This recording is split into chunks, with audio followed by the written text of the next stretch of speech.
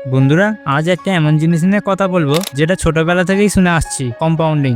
স্কুলে ম্যাথের ক্লাসে চক্রবৃদ্ধি সুদ শুনেছো নিশ্চয়ই। এইটাই আসলে কম্পাউন্ডিং। এখন তো ইন্টারনেট খুললেই সবাই বলছে কম্পাউন্ডিং ইজ ম্যাজিক, কিন্তু কথা হচ্ছে এই ম্যাজিকটা সত্যি কাজে লাগাচ্ছে কয়জন? শুনে শুনে সবাই ক্লান্ত, তবুও ঠিকভাবে ব্যবহার করতে পারে না। আর তাই অনেকেই সারা জীবন কাজ করেও না ধনী হয় না ফাইন্যান্সিয়ালি ফ্রি, কারণ তারা এমন কিছু সিদ্ধান্ত নেয় যা কম্পাউন্ডিং এর নিয়মের ঠিক উল্টো। ফলে টাকা আস্তে আস্তে আবার চলে যায়, ওদের উন্নতি আটকে যায় মাঝপথেই। আজ আমি তোমাকে একটা গোপন ফর্মুলা শেখাবো যেটা ঠিকভাবে ব্যবহার করলে জীবন বদলে যাবে। এটা এমন এক ফর্মুলা যেটা তোমাকে দ্রুত ধনী হতে সাহায্য করতে পারে। হ্যাঁ, এটা শোনাই যেন ম্যাজিকের মতো, কিন্তু এটা একেবারে বাস্তব। তোমাকে শুধু প্রথম 8 বছর কাজ করতে হবে মন দিয়ে, তারপর সারা জীবন শুধু আরাম আর আরাম। কিন্তু সমস্যা কোথায় জানো? অনেকেই এই কথাগুলো জানার পরও এগুলো শুনে বলে, আরে পরে করব, বা এইসব আমার জন্য না। তেমনই একজন ছিল বাবাই। ইরফান, সুমন আর বাবাই তিনজন খুব ভালো বন্ধু ছিল। তারা সব সময় একসাথে থাকতো। তারা একই কলেজে ভর্তি হয়েছিল,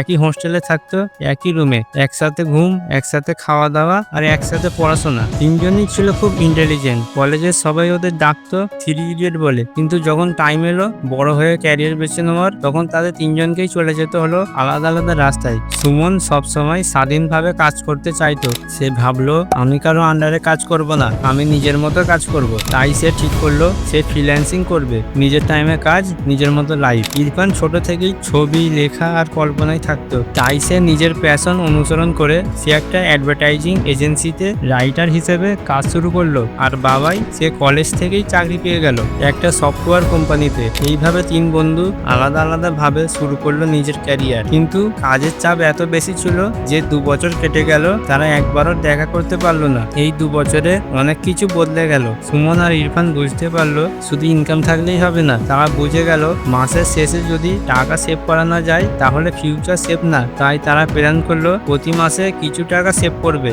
আর সেই টাকা স্মার্ট ভাবে ইনভেস্ট করবে যাতে ভবিষ্যতে কাজে লাগে। কিন্তু অন্যদিকে বাবাই ছিল সাধারণ একটা পরিবারের ছেলে। তার ভাবনাও ছিল একদম সাধারণ। সে ভাবলো ইনভেস্টমেন্ট, সেভিং এগুলো সব বাজে কথা। লাইফ মানে এনজয়মেন্ট, খাও দাও ঘুরে বেড়াও, বাকিটা সব চিন্তার চাপ। এইভাবেই সে চলছিল। দিন যায়, মাস যায়, টাকাও যায়। একদিন বাবাই একটা সিদ্ধান্ত নিল, আমি এখন একটা ফ্ল্যাট কিনবো। আর শহরের সবচেয়ে দামি জায়গায় একটা ফ্ল্যাট কিনে ফেললো ইএমআই তে। আর নতুন ফ্ল্যাটে ওঠার পর অফিসে যাওয়ার জন্য ইএমআই দিয়ে কিনে ফেললো একটা চকচকে নতুন গাড়ি। বাবাইয়ের মাসে আয় ছিল 90,000 টাকা, কিন্তু সেই টাকার বড় অংশ চলে যেত ইএমআই, পার্টি আর অনলাইন শপিং এ। মাসের শেষে অ্যাকাউন্টে কিছুই থাকতো না। তখন কি করতো বাবাই? ভাবনা চিন্তা না করেই নতুন খরচ করতো ক্রেডিট কার্ড দিয়ে। এইভাবেই চলছিল তার জীবন। চোখে ছিল চকচকে দুনিয়া, কিন্তু ভেতরে জমছিল দেনা। 2 বছর কেটে গেছে। 3 বন্ধু বাবাই, ইরফান আর সুমন অনেকদিন পর দেখা করার প্ল্যান করলো। বাবাই বলল,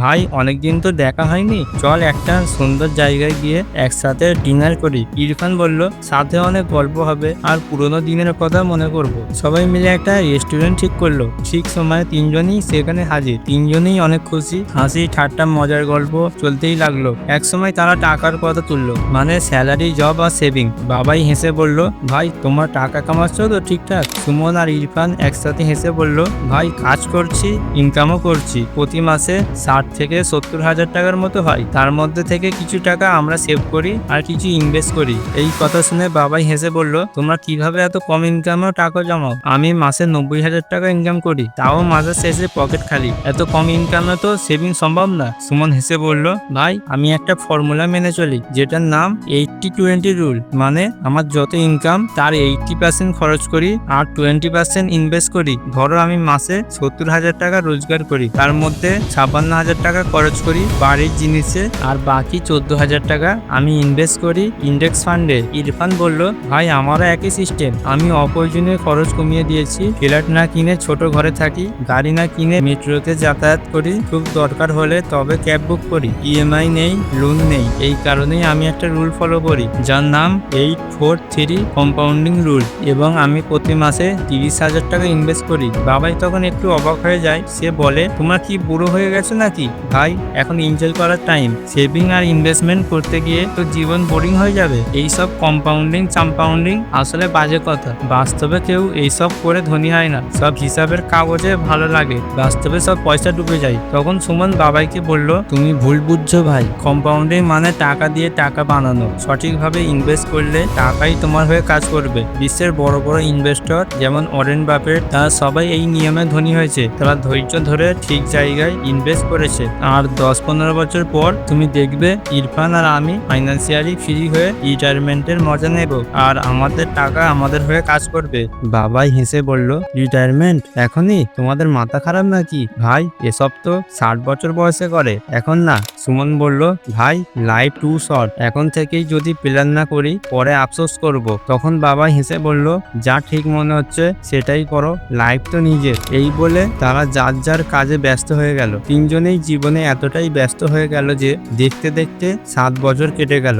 এদিকে 3 বন্ধুর বয়স এখন 30 বছর হয়ে গেছে। 7 বছর পর হঠাৎ করে তিনজনই একে অপরকে মনে করলো। তারা ঠিক করলো আবার দেখা করবে। তিনজন একসাথে একটা রেস্টুরেন্টে ডিনার করতে গেল। টেবিলে বসতেই পুরোনো দিনের সেই ইনভেস্টমেন্ট নিয়ে কথা শুরু হলো। বাবাই হেসে বলল, কি কম্পাউন্ডিং কেমন চলছে তোমাদের? সুমন সঙ্গে সঙ্গে জবাব দিল, ভালো চলছে। গত 7 বছর আমি প্রতি মাসে 14,000 টাকা করে ইনভেস্ট করেছি।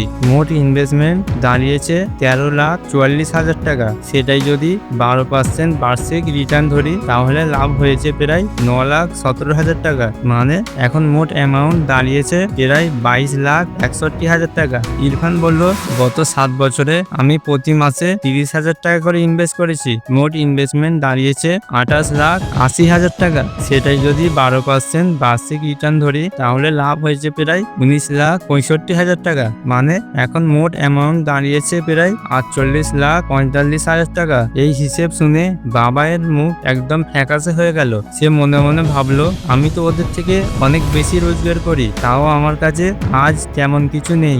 আর এদিকে আমার 2 বন্ধু, একজনের হাতে 22 লাখ আর অন্যজনের হাতে 48 লাখ। বাবাই বুঝে গেল কোথাও বড় ভুল করেছে সে। তার সব সিদ্ধান্ত হয়তো সঠিক ছিল না। লজ্জা পেয়ে সে ইরফানকে জিজ্ঞেস করলো, ভাই ওই কম্পাউন্ডিং এর 8-4-3 রুলটা আবার একবার বোঝাতো। ইরফান হেসে বলল, ভাই আর কিছু বছর অপেক্ষা করো, তারপর তুমি নিজেই বুঝে যাবে। 4 বছর পর ফের দেখা 3 পুরনো বন্ধুর। আলোচনায় এলো টাকা রিটার্ন আর ফাইন্যান্সের হিসাব। আর তখন উঠে এলো কম্পাউন্ডিং এর জাদু। সুমন এখন অনেক টাকা হাতে নিয়ে বসে। তার ইনভেস্টমেন্ট এখন দাঁড়িয়েছে 45 লাখ টাকায়। আর ইরফানের কথা বললে তার মোট ভ্যালু এখন 96 লাখ টাকা। মানে আগের থেকে প্রায় ডবল করে ফেলেছে। এই অঙ্ক শুনে বাবাই একেবারে হতবাক। সে ভাবছিল নিজের পুরনো ভুলগুলো নিয়ে আর আফসোস করছিল ফালতু খরচের জন্য। তখনই তার মাথায় ঢুকে গেল কম্পাউন্ডিং এর আসল মানে। এরপর আবার দেখা, এবার 3 বছর পরে। ততদিনে সুমন পৌঁছে গেছে 70 লাখে আর ইরফান পেরিয়ে গেছে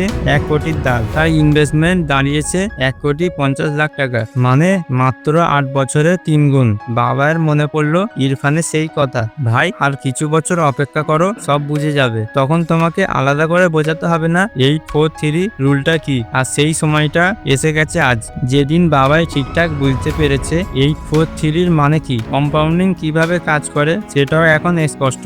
ইরফানের প্রথম 50 লাখ বানাতে লেগেছিল 8 বছর, কিন্তু তারপর পরের 50 লাখ বানাতে সময় লেগেছে মাত্র 4 বছর। আর আরেকটা 50 লাখ ইনকাম করতে লেগেছে শুধু 3 বছর। এটাই হচ্ছে কম্পাউন্ডিং এর আসল গেম। সময় যত বাড়ে রিটার্নও তত দ্রুত বাড়ে।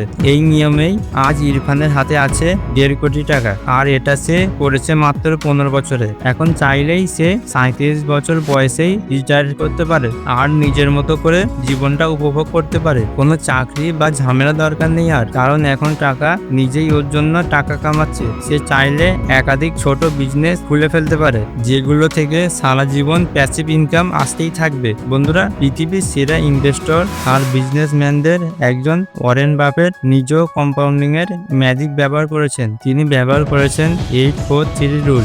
আর টিনেজেই তিনি ইনভেস্ট করা শুরু করেন। শুরু থেকেই তিনি একটা কথা বলে আসছেন, যত তাড়াতাড়ি পারো কম্পাউন্ড ইন্টারেস্ট কাজে লাগাও। এইটাই তোমার ফাইন্যান্সে সফলতার চাবিকাঠি। ট্রেডিং এর মতো স্বল্প মেয়াদী লোভে পড়ো না। যদি সত্যিকারের ভালো রেজাল্ট চাও আর যদি সর্বোচ্চ রিটার্ন পেতে চাও, তাহলে লং টার্ম ইনভেস্টমেন্টকে বেছে নাও আর ইনভেস্ট করো ইন্ডেক্স ফান্ডের মতো নিরাপদ জায়গায়। আজকের জন্য এতটুকুই। আশা করি তোমার ভালো লেগেছে। যদি ভালো লেগে থাকে তাহলে ভিডিওটা লাইক করো আর চ্যানেলটা সাবস্ক্রাইব করতে ভুলো না। আবার দেখা হবে পরের ভিডিওতে।